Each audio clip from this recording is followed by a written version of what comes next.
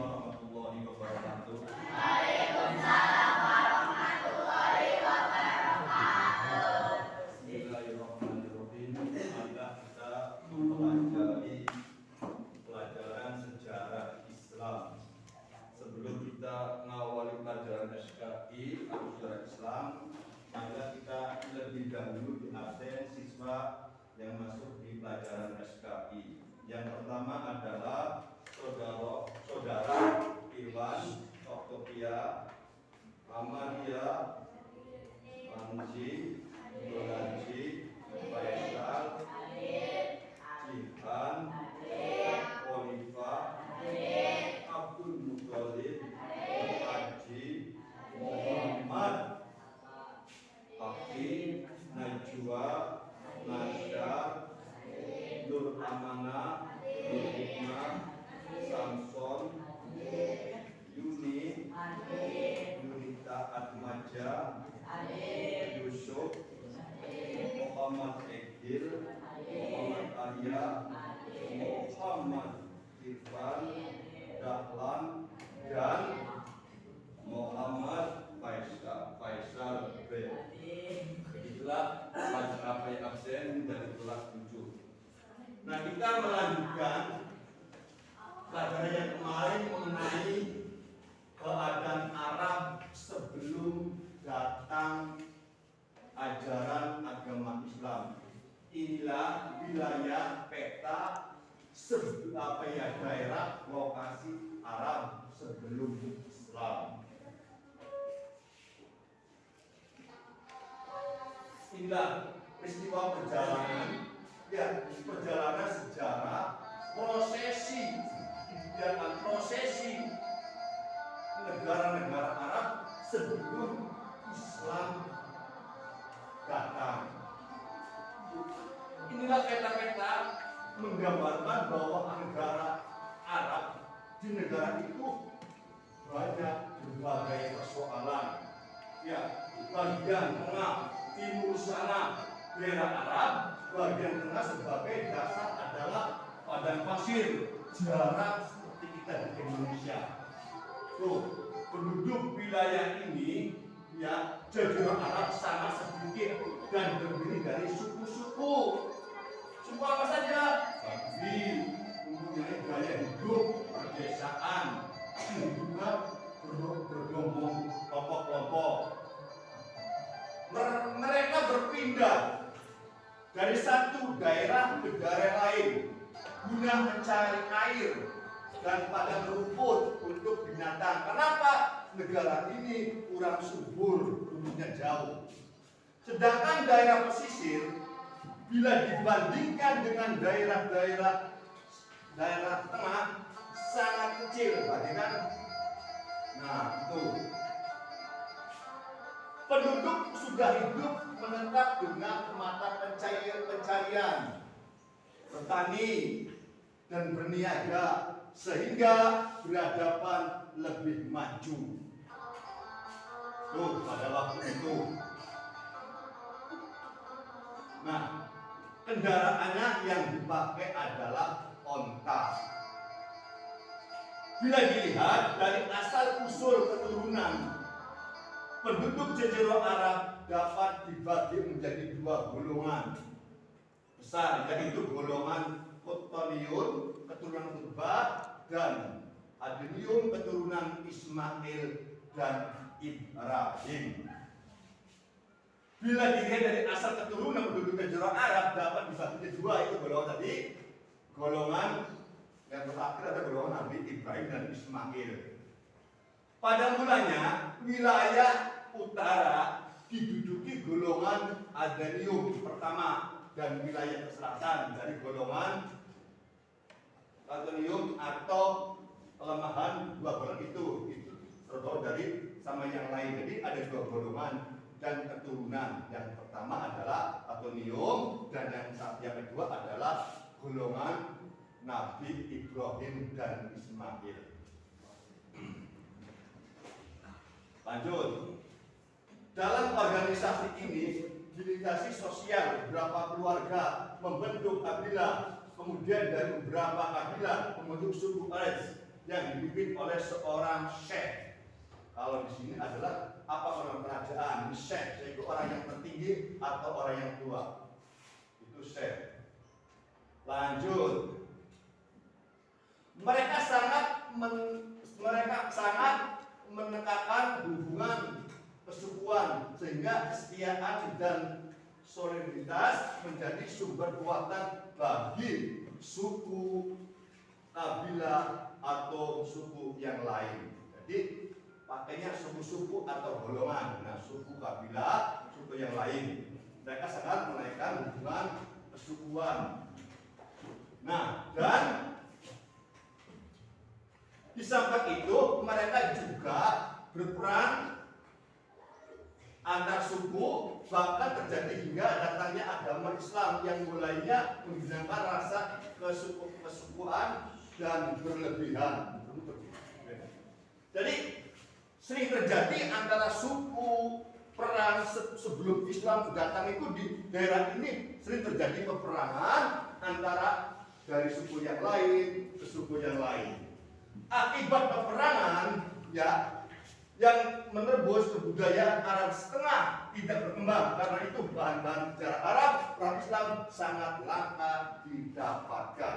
Jadi antar suku perang karena apa? Sebelum Islam datang. Ahmad Syaibni menunjukkan bahwa sejarah mereka hanya dapat diketahui dari masa kira-kira 150 tahun menjelang lahirnya agama Islam. Lanjut. Lainnya halnya dengan penduduk yang dinami posisi Arab, sejarah mereka dapat diketahui lebih jelas. Hal tersebut dikarenakan mereka selalu mengalami perubahan. Datangnya Islam mesti ada perubahan. Sedangkan menurut Labio, bangsa Arab sebenarnya sudah sangat berproses pada perbedaan dunia sejak ribuan tahun yang lalu.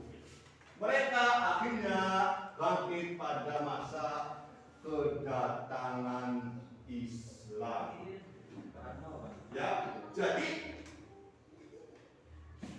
keadaan Arab sebelum datangnya Islam itu selalu mencari sumber gaya hidup makannya. Kenapa? Di daerah Arab itu sulit.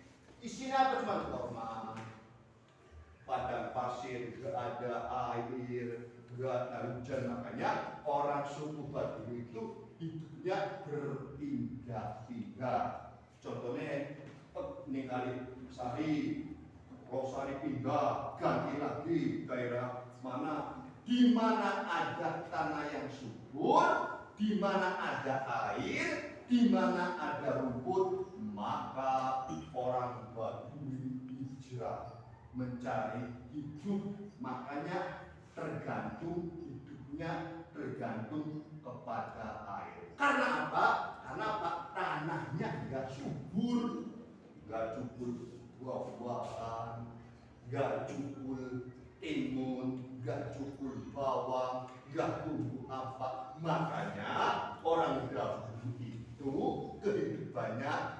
berpindah-pindah.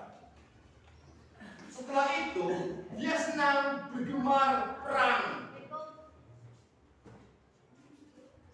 Ya, dulu orang Badui gemar perang, gemar bulat, mencari kehebatan. Jadi siapa yang hidupnya hebat, siapa yang tenaganya kekar, siapa yang hidupnya mewah, dia menjadi pemimpin. Orang-orang dulu hidupnya apa? Bergulung-gulungan, bersuku-suku, mencari tenaga yang hebat, mencari perempuan yang cantik. Kalau cantik, milik pelayan. Tapi kalau jelek, buang diganti. Itu pada zaman itu. Dan bahkan siapa yang kuat, siapa yang hebat, pasti jadi pemimpin. Jadi seluruh pemimpin itu bukan karena pilihan, bukan karena itu keluarga. Mencari pemimpin adalah yang paling hebat, yang paling kuat,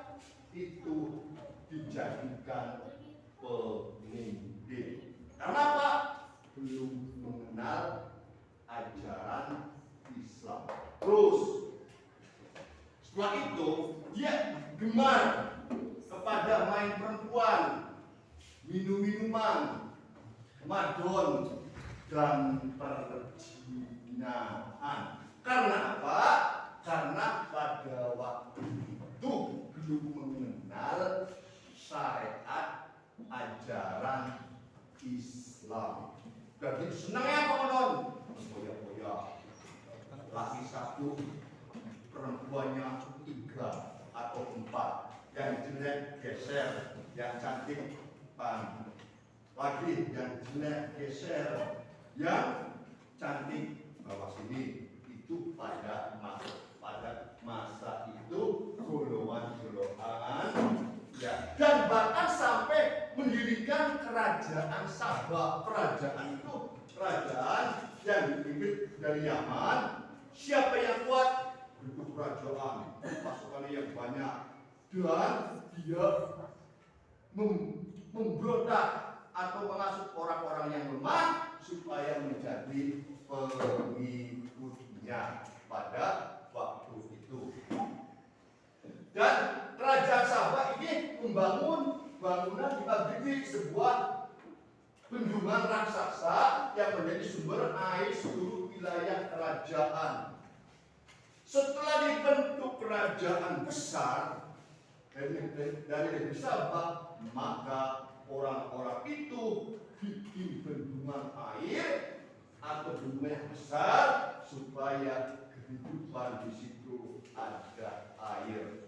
Jangan sampai orang itu bukan air, setelah itu bentuk kerajaan. Jadi yang tadinya bersuku-suku, lama-kelamaan orang Arab baru berpikir dewasa, baru keadaan Arab mengenal perjalanan hidupnya.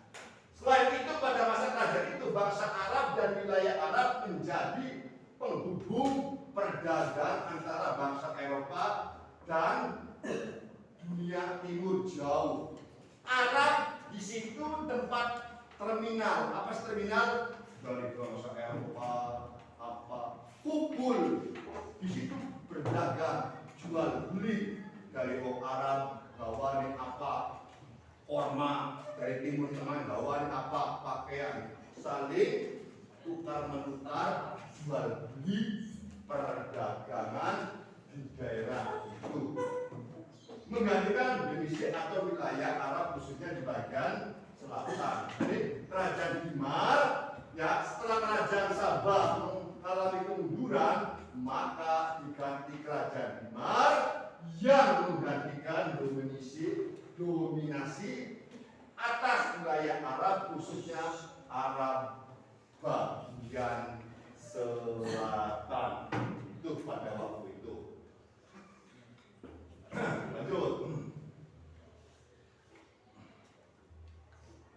Nah, kerajaan Dimar terkenal dengan kekuatan armadanya, niaganya, bahkan menjelajah hingga India, Cina, Somalia, dan Sumatera, dan seluruh penjelajahan ini dimulai dari pelabuhan-pelabuhan yang berada di Yaman.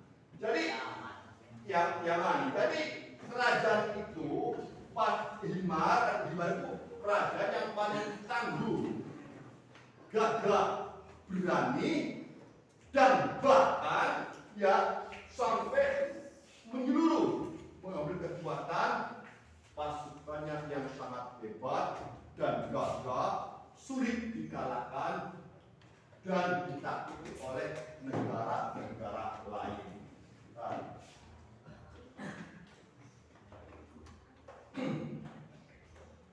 Nah, perniagaan di daerah Jazirah Arab pada waktu itu bisa dikatakan monopoli oleh kerajaan Dimar, sehingga kerajaan ini menjadi sasaran bagi kerajaan besar seperti Romawi dan Persia. Setelah beberapa tahun yang lampau, barulah ada kemunduran. Berbagai macam negara membentuk wilayah atau kerajaan masing-masing dan dijaga persatuan supaya jangan sampai hancur, tapi dipokori oleh kerajaan besar seperti Romawi dan Persia. Lanjut. Selain di Arab bagian selatan, di wilayah utara pun sebenarnya telah berdiri kerajaan-kerajaan. Namun kerajaan di utara merupakan kerajaan protektorat. Pasti apa ya? Ya kan? Hah? Protektorat. Nah, itu kerajaan yang sangat. Nah, setelah itu baru untuk kerajaan yang lain. Kerajaan ini berbentuk didirikan oleh kaisar besar. Pada masa itu Romawi dan Persia, kerajaan Biro didirikan oleh Persia dan Hosa oleh Romawi. Nah, berarti yang masih kerajaan-kerajaan itu yaitu Romawi dan Persia dilindungi oleh Persia dan Hosa. Kenapa? Setelah beberapa negara banyak mendirikan kerajaan, maka saling melindungi satu sama lain. Bagian dari Jazirah Arab yang sangat berpengaruh adalah daerah Zab dengan kota terpenting yaitu di Mekah. Nah, negara Mekah adalah lahirnya seorang Rasul. Nah, bagian dari Jazirah Arab yang sangat pengaruh adalah daerah Zab dengan kota yang terpenting adalah yaitu Mekah.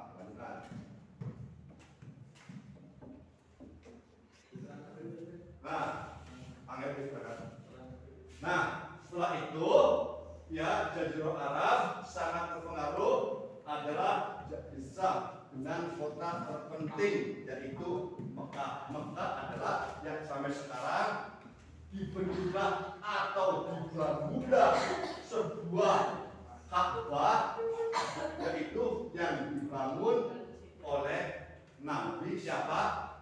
Ibrahim dan putranya yaitu Nabi Ismail yang membangun Ka'bah dan sampai sekarang dilanjutkan oleh untuk kegiatan para rukun haji yaitu tawaf, jahadah tawaf, hijrah Jazirah Arab yang tempat di daerah Mekah. Mekah merupakan kota suci, tempat di mana Ka'bah berdiri.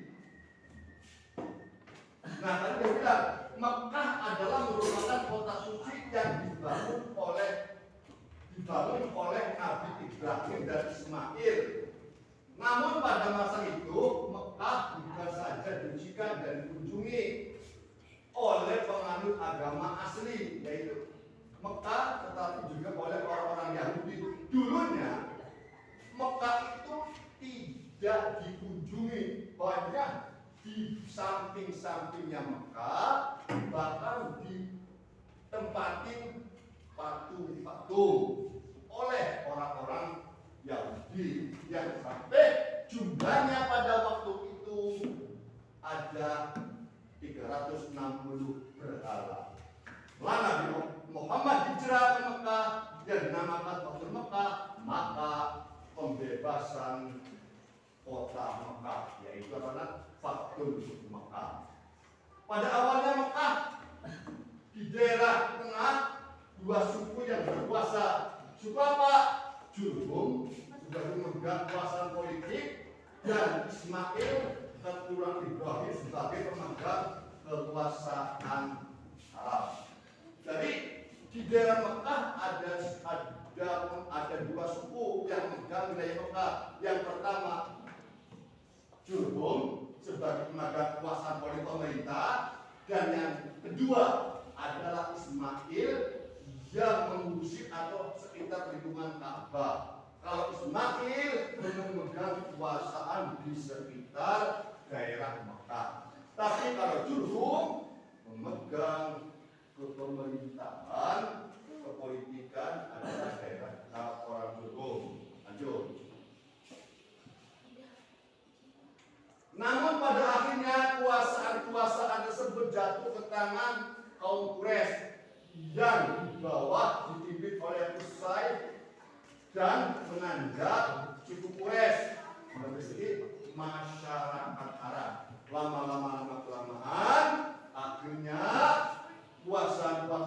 tersebut jatuh ke tangan kaum Quraisy di bawah pemimpin Qusay dan itu.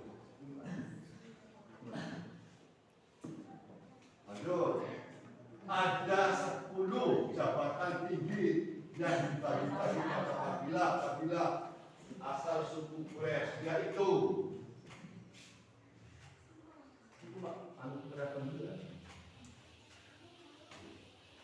Hizab penjaga kunci Ka'bah.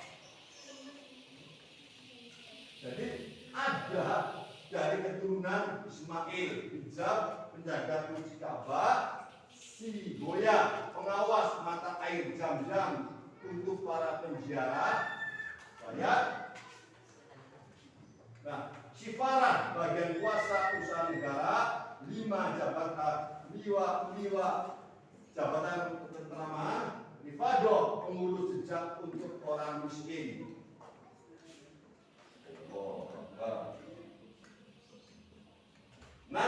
Najwa jabatannya ketua dewan, Makom 5 pengurus nilai musyawarah, Izana jabatan administrasi keuangan, Azam penjaga panah beramal untuk mengetahui pendapat dewa-dewa dari semua jabatan mempunyai pengaruh paling besar akan memakai gelar Rois. Nah, begitulah pelajar Israel menguraikan perjalanan peristiwa perjalanan Arab sebelum Islam datang dan segala isinya sudah diterangkan tadi. Wabillahi hidayah. Wassalamualaikum warahmatullahi wabarakatuh.